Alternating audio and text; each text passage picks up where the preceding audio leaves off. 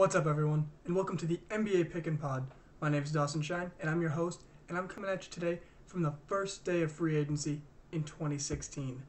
And it has been an incredibly news-packed day. Oh my god, have there been some ridiculous signings. I cannot wait to get into it.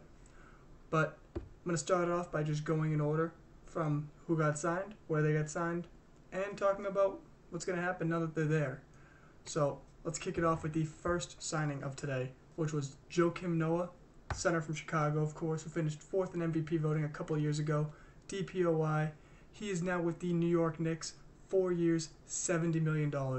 Forewarning, by the way, there are going to be some absolutely ridiculous contracts. And the reason for those ridiculous contracts is because the NBA salary cap is going to increase from $70 million a year to $94 million. That's a $24 million leap. That's almost a quarter of the original. A third, really.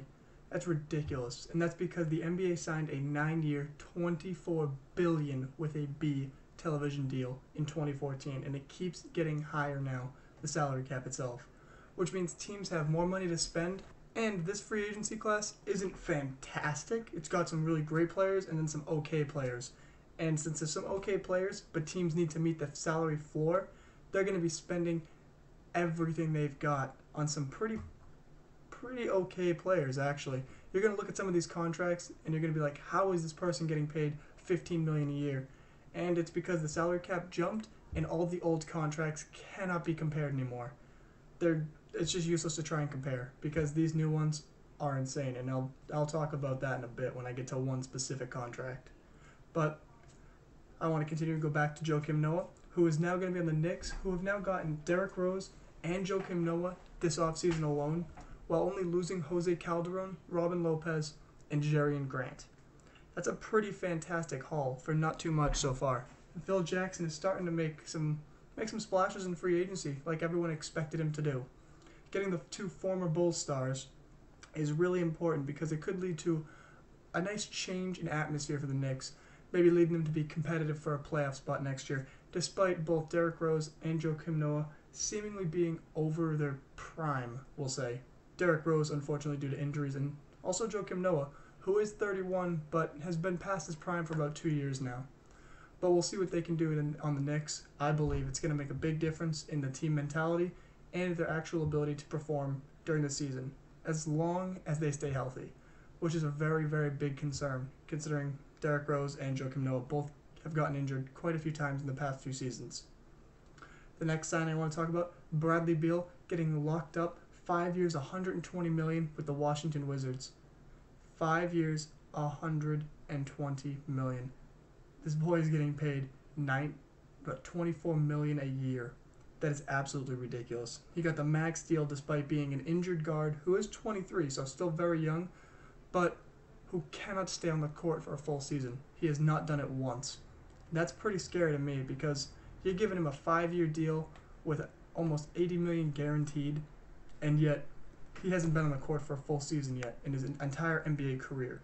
Now, he's a great three-point shooter. Of course, the Wizards do need Bradley Beal if they want to continue to have a competitive team with John Wall, because Bradley Beal complements him so well as a spot-up shooter who can also hopefully start taking it to the basket more. He's an incredible three-point shooter, and with John Wall's ability to slash into the paint and kick it out on drives, they need some shooters around him. They're also hoping Otto Porter develops into a better three-point shooter this season. But I think that it's better for them to bank on Bradley Beal, who has shown the ability to shoot the three incredibly well with some of the best in the league. He just hasn't shown the ability to stay on the floor. Alright, now the next signing. This one is one of the smaller signings I have to mention just because it's insane to me, and it shows you the contract numbers. Timofey Mozgov, the center, the 30-year-old center, mind you, from the Cleveland Cavaliers, who didn't really play this year at all in the finals, despite being very good last year, got 4 years, $64 million by the Lakers. He's getting $16 million a year now, and he barely played in garbage minutes in the NBA Finals due to a very decreased lack of play due to a knee surgery he had last offseason after they lost in the NBA Finals. He really wasn't played much this season due to the knee surgery, causing him to lose a lot of his touch around the basket, which is little as it may be, and losing his ability to have any athleticism. So to me, this signing was extremely surprising, and I don't know what the Lakers are doing. He is the second worst center in the league last season, 75th out of 76. You know who he ranked ahead of? The Lakers' Roy Hibbert, who was 76th. So I guess technically the Lakers improved, but they spent $16 million to improve from worst to second worst center in the league. Congratulations. Jim Buss reeling them in. Moving on to a much better signing, DeMar DeRozan has now signed with the Toronto Raptors, 5 years, $145 million, a new max contract, and it's the first time a major free agent has actually signed with the Toronto Raptors for 2 contracts. He was drafted by them 7 years ago. He played for them for 3 years, got a new contract, played for them another 4, and has now signed his second contract with the Raptors, choosing to stay with them because he wants to go down as the greatest Raptor of all time. And to be honest, he might just do that. The only people he has to surpass are Vince Carter and Chris Bosh.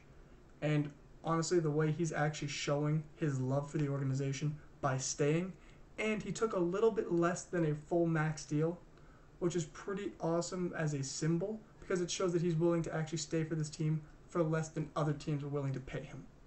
That's pretty awesome for the Toronto Raptors organization because it's the first time in their history that a major free agent has stayed with them for more than 2 contracts. I think it's a great improvement in their mentality and just showing the actual love for Toronto that the NBA is giving them now, and NBA players. I can't wait to see what he can do next season and the next 5. Moving on, we have a bunch of mini contracts just to get you caught up. DJ Augustine from the Denver Nuggets has now signed with Orlando for 4 years, $29 million. Jordan Clarkson of the Lakers re-signed for 4 years, $50 million, which is a huge deal for them. Obviously, he couldn't get too much of a big contract because he was a second-round pick, and it was only his first real contract. But I think it's a great, great deal for the Lakers because he's a good young point guard who has lit up my Celtics more than once. Also, Ish Smith signed for 3 years, $18 million with the Detroit Pistons after having a pretty good season with the 76ers. Mirza Teletovic just signed with the Milwaukee Bucks for 3 years, $30 million. And the Bucks lost Jared Bayless, a guard, 3 years, $27 million, to the Philadelphia 76ers. And even bigger news, they lost O.J. Mayo, 29-year-old guard who is now banned from the NBA for 2 years. Yep, he's banned for 2 years from the NBA. He has to reapply for reinstatement in 2 years because of abuse of drugs. Now, this doesn't mean marijuana. This isn't like he was smoking pot, he got caught for 3 times, and now he's out of the NBA for 2 years. This drug of abuse, or abuse of drugs, I should say, normally applies to drugs such as codeine, morphine, cocaine, heroin, pain medication, drugs like that. So he was doing some sort of hardcore drug, which many are saying might have been codeine or lean, and now he's out of the NBA for 2 years, and most likely we'll never see him again. That's pretty crazy to think about, but with the loss of him and Jared Bayless, the Bucks really needed some more three-point shooting, so they went out and got Mirza Teletovic, which I think was a good move. Also, Evan Fournier has re-signed with the Orlando Magic for 5 years, $85 million. Matthew Dellavedova, point guard from Cleveland, re-signed for 4 years, $38 million with the Cleveland Cavaliers. Now, I want to move back on from these little contracts to a couple of bigger names. We were always talking about how there were some big names that might get some huge max contracts. Well, I want to talk about Nicholas Batum, who was from the Charlotte Hornets this past season. He's a guard-forward combo, 27. He just got a 5-year, $120 million contract. Huge money for him because he's very, very important. Being able to guard from 2 to 4 pretty consistently. Great ability to shoot from outside, drive to the hoop, run an offense, and pass well. All-around great player who is going to be very important for the cogs of that wheel in Charlotte. I'm looking forward to watching him. Also, Andre Drummond, who is a center that I absolutely love. 22 right now. Just signed with the Detroit Pistons again for 5 years, $130 million. Almost another max deal.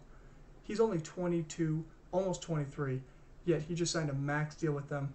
Now, we do know that he has some issues with his free throw shooting, but he is a dominant center everywhere else on the court and is developing a post game, which is very important.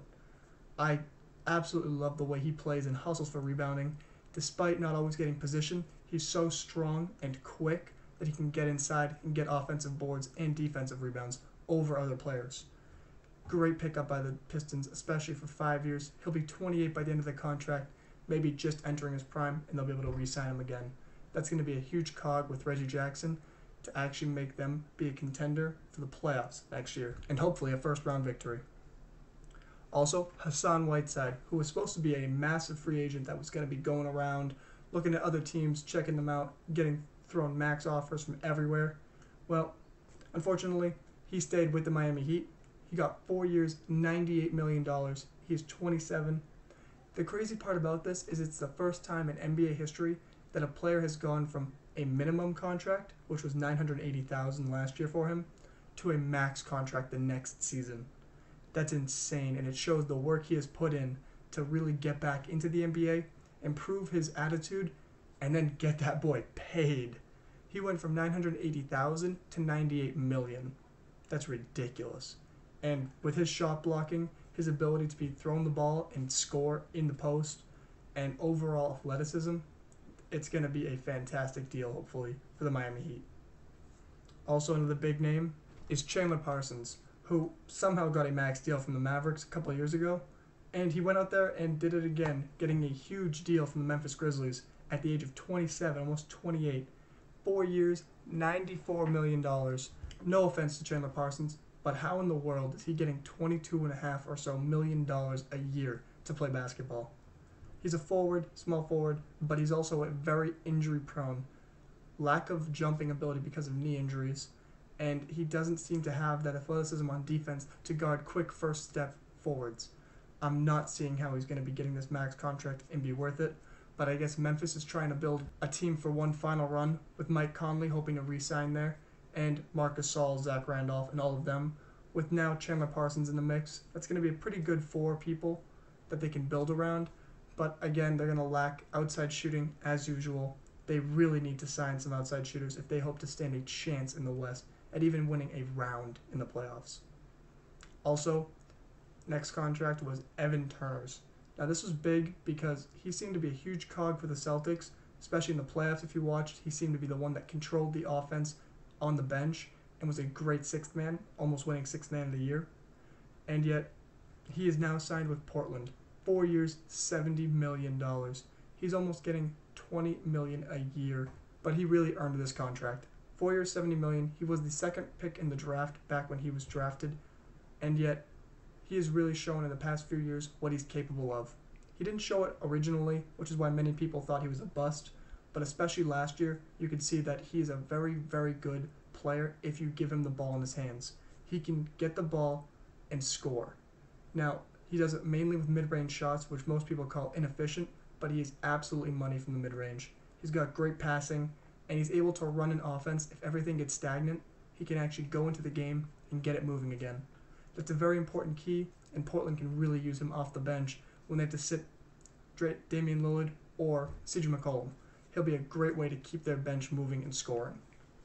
So that concludes the first day of NBA free agency, which was incredible.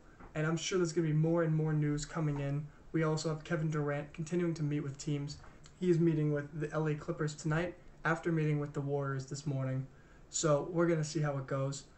I can't wait to hear about how all these meetings go because I'm looking forward to seeing where he signs, hopefully with my favorite team. But we'll see how it goes. I'll keep you guys posted on that and any other major signings. I'll be putting out a video every day or so because these are huge, huge moves in the NBA. And the whole landscape is going to change with these contracts and these players moving around, trying to get as much money as possible. So stay tuned. Thanks for listening. Hope you guys have a great day. Make sure you like and subscribe if you did enjoy. And if you want me to keep putting out new free agency videos. Have a great day, everyone.